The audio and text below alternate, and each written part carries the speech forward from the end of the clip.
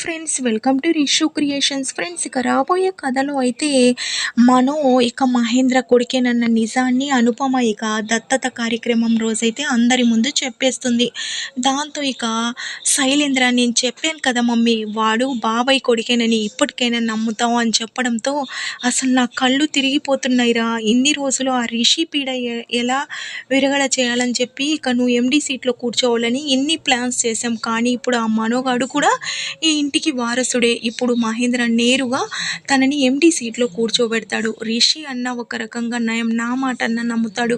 కానీ ఈ మనోగాడికి మన గురించి అంతా తెలుసు.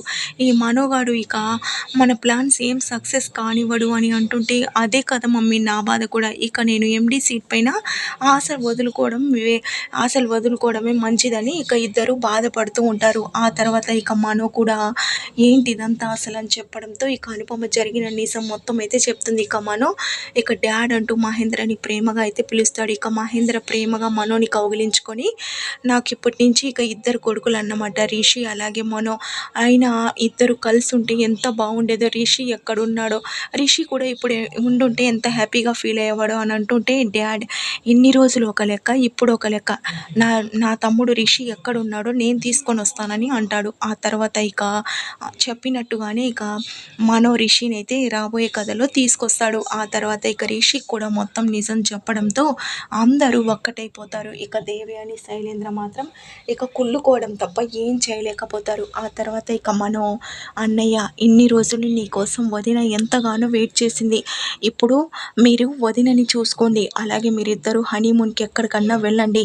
కాలేజ్ సంగతి డాడ్ని నేను చూసుకుంటానని అంటాడు. ఇక రాబోయే కథలో ఇక రిషి అది కాదు అని అంటుంటే, మహేంద్ర అవును నువ్వు వస్తారా సంతోషంగా ఉండాలి, వస్తారా నిన్ను పెళ్లి చేసుకుందన్న మాటే, కానీ ఎప్పుడు బాధపడుతూనే ఉంది. మీరిద్దరూ కష్టాల్ని అనుభవిస్తూనే వచ్చారు. ఇక మీరు హ్యాపీగా ఉండండి అని చెప్పడంతో ఇక రిషి వసుని అలా ప్రేమగా అయితే హనీమూన్కి అయితే పంపిస్తారు.